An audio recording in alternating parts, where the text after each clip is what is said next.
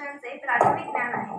त्याच्या स्वतःच्या वैभवदाता ऑफिशियल या यूट्यूब चॅनलवर प्राचीन भारतीय साहित्य, विज्ञान आणि तंत्रज्ञान या विषयांवरील व्याख्याने व माहिती उपलब्ध आहे. याशिवाय वेद विज्ञान रंजन या मालिकेचे त्यांचे संकेतस्थळही आहे. तसेच विविध काव्य संकलनांचा ब्लॉगही ते चालवतात.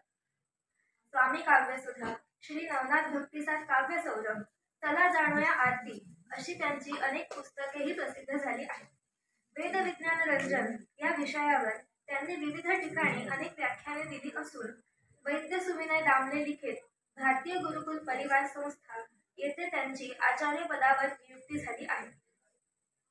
ते विविध जन्मोत्सवाची कीर्तने करतात. गीत परशुराम या गीत मालिकेचे कार्यक्रम महाराष्ट्रात अनेक ठिकाणी त्यांनी सादर केले आहेत. तसेच जनशताब्दी, ब्रह्मोद्योग, ब्रह्मसेवा संघ आणि इतर अनेक दिवाळी अंकांसाठी त्यांनी लेखन केले आहे. पुणे येथील कालिदास काव्य गौरव पुरस्कार त्यांना प्राप्त झाला असून महाराष्ट्राचे मुख्यमंत्री श्री देवेंद्र फडणवीस यांनीही त्यांच्या कार्याचे कौतुक केले आहे. रामायण, महाभारत, भारतीय संस्कृती, तत्वज्ञान, स्तोत्रे आणि त्यांचे निरूपण या आजच्या काळात अत्यावश्यक अशा विषयांचे ज्ञान लोकांपर्यंत पोहोचवण्याचे अत्यंत महत्त्वाचे कार्य श्री वैभवदाता अतिशय प्रभावीपणे आणि निस्वार्थपणे करत आहेत. आता मी वैभवदाता सरांना व्यासपीठावर येऊन शोधयात्री ऋषीमुनी या पुस्तकाबद्दल आपले मनोगत व्यक्त करण्याची विनंती करते.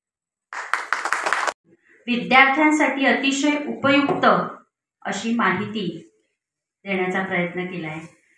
आम्हाला नक्कीच आशा आहे की आज प्रकाशित होणाऱ्या शोध ऋषीमुनींचा या पुस्तकातून त्वं ज्ञानोमयो विज्ञानमयोसी असे श्री गणेशाचे वर्णन असले तरी प्राचीन परंपरा न विसरता उज्ज्वल ज्ञान परंपरा कथा रूपांमधून मुलांपर्यंत पोहोचविण्याचा यशस्वी प्रयत्न आजच्या पिढीसाठी नक्कीच प्रेरणादायी ठरेल अशी आम्ही आशा व्यक्त करतो. आजच्या प्रकाशन सोहळ्यातील दुसरे पुस्तक जे आहे ते म्हणजे पूर्णत्वाचे प्रवासी, डॉक्टर शरद कुलकर्णी. ॲक्च्युली प्रत्यक्षात ते आता आपल्यात हयात नाही आहेत, पण या पुस्तकाबद्दल संक्षिप्त सांगायचे झाले तर मी एकच सांगेल, भारतीय मनाला पूर्णत्वाकडे जाण्याची ओढ ही असतेच. हाच पूर्णत्वाकडे जाण्याचा प्रवास कसा करावा याचा मार्ग त्यांनी आपल्या नातवंडांना लिहिलेल्या पत्रांमधून अतिशय सहज, सोप्या, जिव्हाळ्याच्या व मायेच्या भाषेत विश्वासात घेऊन पाजलेली जणू काही संस्कारांची घुटी आहे. भारतीय पुराणकथाची 2026ची विवेक शलाका दैनंदिनी सुद्धा आज प्रकाशित होत आहे. विद्यार्थी मित्रांनो, प्रकाशन सोहळा नेमका काय असतो किंवा एखाद्या पुस्तकाचं प्रकाशन म्हणजे नेमकं काय असतं, मी तुम्हाला थोडक्यात सांगण्याचा प्रयत्न करते. पुस्तक म्हणजे केवळ शब्दांचा संग्रह नाही, विचारांचा, अनुभूतीचा आणि प्रेरणेचा खजिना असतो. अनेक वर्षाच्या परिश्रमाने, अभ्यासाने आणि संवेदनशीलतेने ही पुस्तके लेखक लिहित असतात. आज प्रकाशित होणारी ही पुस्तके देखील त्याच परंपरेत भर घालणारे आहेत. या प्रकाशन सोहळ्यामुळे ही दोनही पुस्तके आज या ठिकाणी उपस्थित असलेल्या विविध ग्रंथालयांमार्फत वाचकांपर्यंत तर पोहोचणार आहेतच, पण साहित्य विश्वात देखील या पुस्तकांना विशेष स्थान प्राप्त होईल अशी आशा करूया. आज प्रकाशित झालेली ही दोन्ही पुस्तके सवलतीच्या दरामध्ये 10% सवलतीच्या दरामध्ये बाहेर उपलब्ध आहेत. दोन्ही पुस्तके मिळून 330 रुपये होतात आणि आज ती सवलतीच्या दरात 300 रुपयाला आपल्याला उपलब्ध होणार आहेत. मला वाटतं विद्यार्थी मित्रांनी खरोखर या पुस्तकांचा लाभ घ्यावा, ज्यातून विविध परंपरा, प्राचीन परंपरा तुमच्यापर्यंत पोहोचणार आहेत. धन्यवाद सर.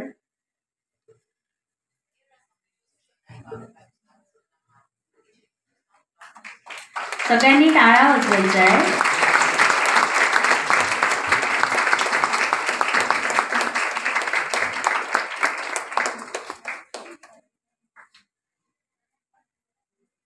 शोधयात्री ऋषीमुनी आणि पूर्णत्वाचे प्रवासी.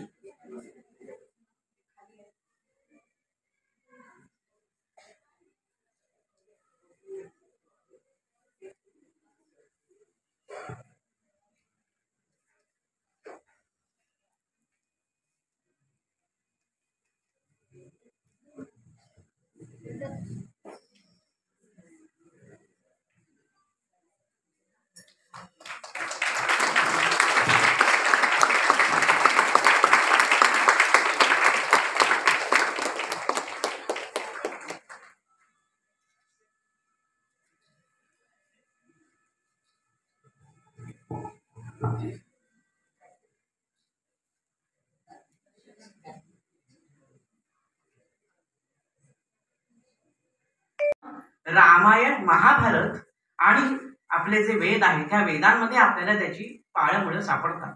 आता इथे छान बाहेर बघा मैदान आहे, तुमच्या शाळेच्या कॉलेजच्या बाहेर मैदान आहे, तिथे काही झाडं आहेत.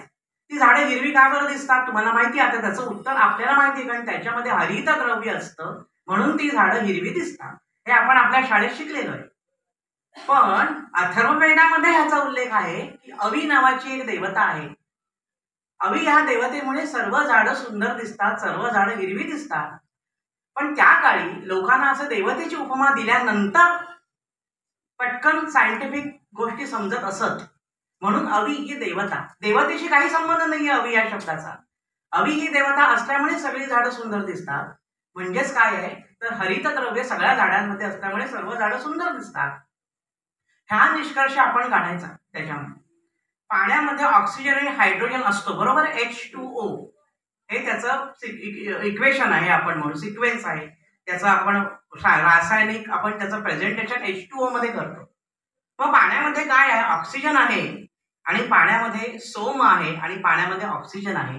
अशा पद्धतीची जी हायड्रोजन ऑक्सिजन पाण्यामध्ये आहे, हे ऋग्वेदात माझ्याकडे ऋचा आहे त्या ऋचेमध्ये सांगितलेलं आहे की पाण्यामध्ये हायड्रोजन आणि ऑक्सिजन आहे. पण H2O त्याच्यामध्ये हायड्रोजनचे 2 अणू आहेत, रेणू आहेत का ऑक्सिजनचे आहे, हे वेदांमध्ये सांगितलेलं नाही. हे आपल्याला आधुनिक विज्ञानाने सांगितलेलं आहे. त्यामुळे आधुनिक विज्ञानाला सलाम जरूर आहे, पण त्याचबरोबर आपल्याला आपली जी संस्कृती आहे, जे आपलं मूळ तत्व भारतीय तत्व आहे आणि हिंदू संस्कृती आहे, हिंदू सनातन धर्म हा ऍक्च्युली धर्म नाहीच, ही जगण्याची एक रीत आहे. आपण जे इतर धर्म बघतो, इतर धर्म आपल्याला माहिती आहेत, ते धर्म आहेत, पण आपली ही हिंदू संस्कृती आहे. हिंदू सनातन ही आपली जगण्याची पद्धत आहे. आपण रोजच्या सकाळी उठल्यापासून रात्री झोपेपर्यंत अनेक गोष्टी आपल्याला रिलेट करता येतात विज्ञानाशी, आणि हे सर्व विज्ञान आपल्या पूर्वजांनी त्यांच्या पद्धतीने, फक्त विषय एवढाच आहे की ते सगळं संस्कृत भाषेत असल्यामुळे हे आपल्यापर्यंत पोहोचत नाही आणि आपल्याला त्याची जाणीव होत नाही. Energy cannot be created, cannot be destroyed. Only we can see that energy is being converted into from one format to another format. हे आपल्याला न्यूटनचं सूत्र माहिती आहे, law of energy, conservation of energy, हे तुम्हाला माहिती असेल. मग आपलं शास्त्र काय सांगतं? ओम पूर्णमदः पूर्णमिदं पूर्णात् पूर्णमुदच्यते. इथे मॅडम बसल्यात, त्या माझ्यापेक्षा जास्ती छान सांगू शकतील. आम्ही पूर्णच आहोत, आम्हाला पूर्णवाद मान्य आहे. माझे आबा मला म्हणायचे, एकावर शून्य नाही म्हणायचं, एकावर शून्य म्हणजे 10, बरोबर आहे. मग ते काय म्हणायचे माझे आबा? माझे आजोबा म्हणत एकावर पूज्य म्हणायचं. कारण आपली संस्कृती ही शून्यवाद देत नाही, आपली संस्कृती आपल्याला पूर्णवाद देते. आम्ही पूर्णच आहोत.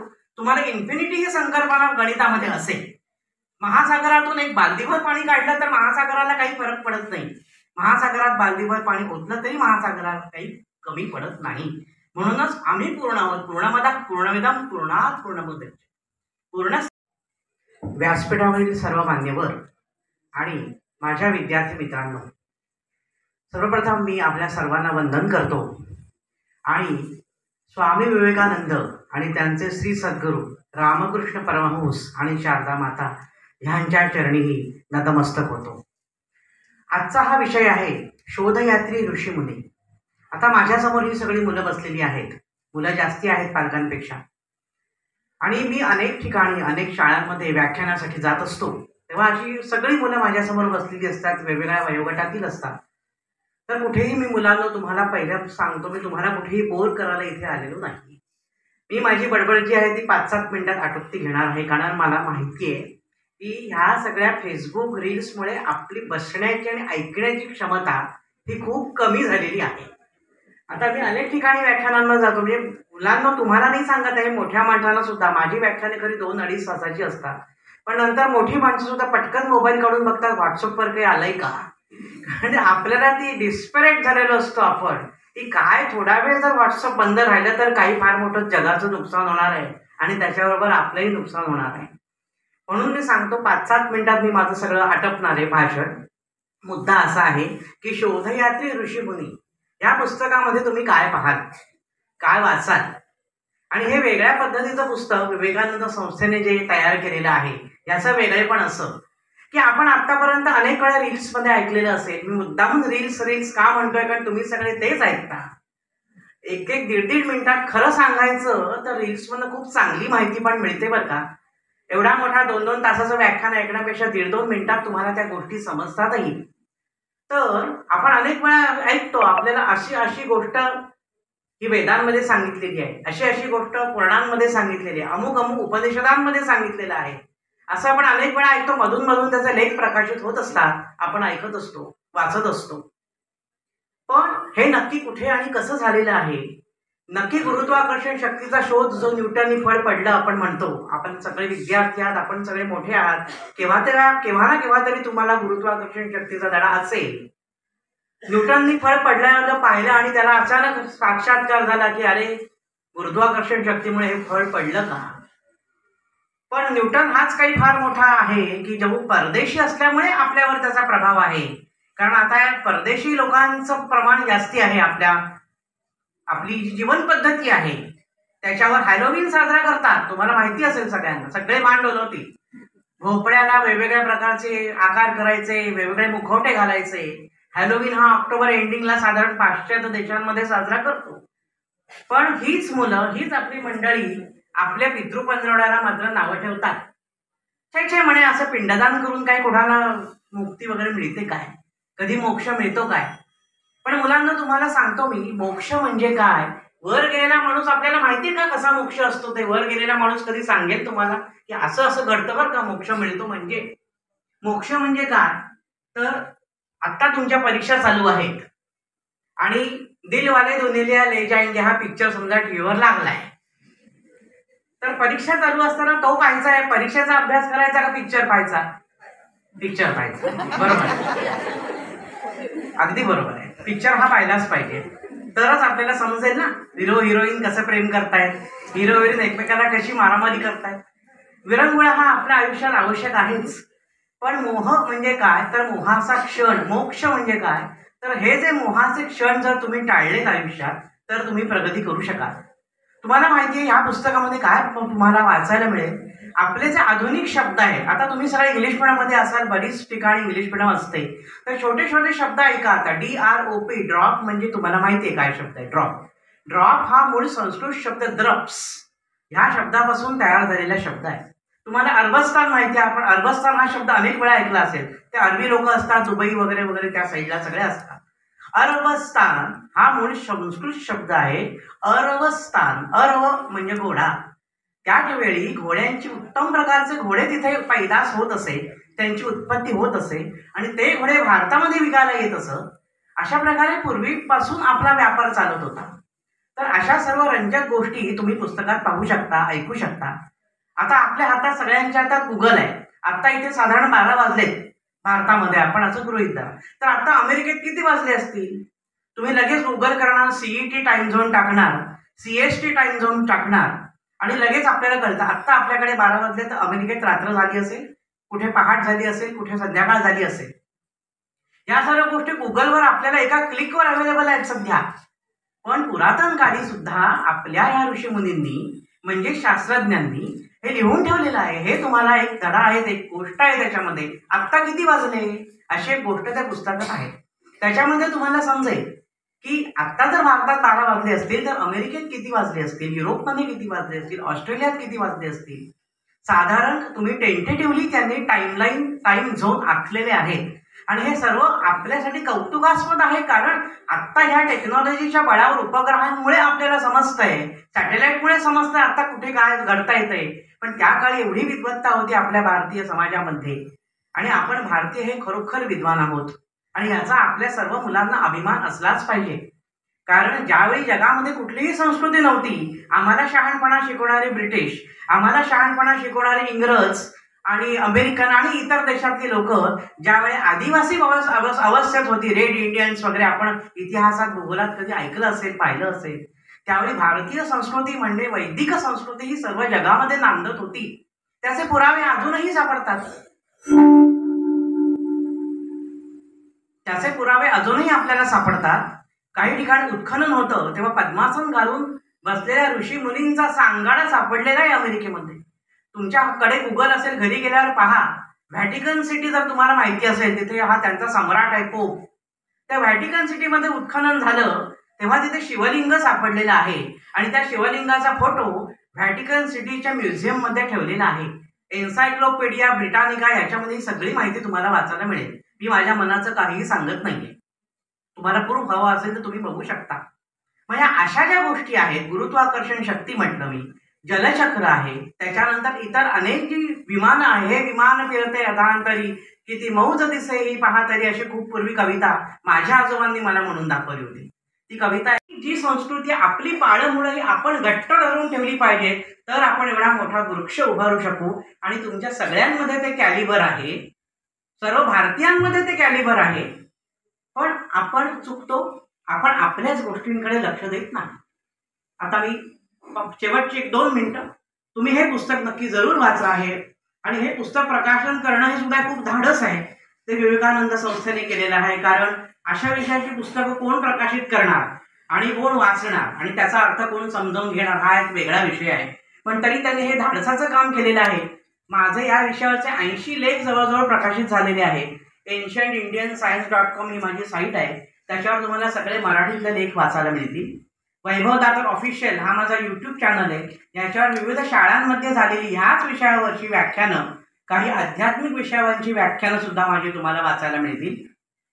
तर माझी सर्व विद्यार्थ्यांना विनंती आहे की तुम्ही तर हे पुस्तक विकत घ्याच, पण तुमच्या मित्रमैत्रिणींना सुद्धा सांगा हे पुस्तक वाचा. तुम्हाला वाचता येत नसेल, कारण इंग्लिश मिडियमला मराठी वाचता येत नाही, तर तुमच्या आईवडिलांना वाचून दाखवायला सांगा.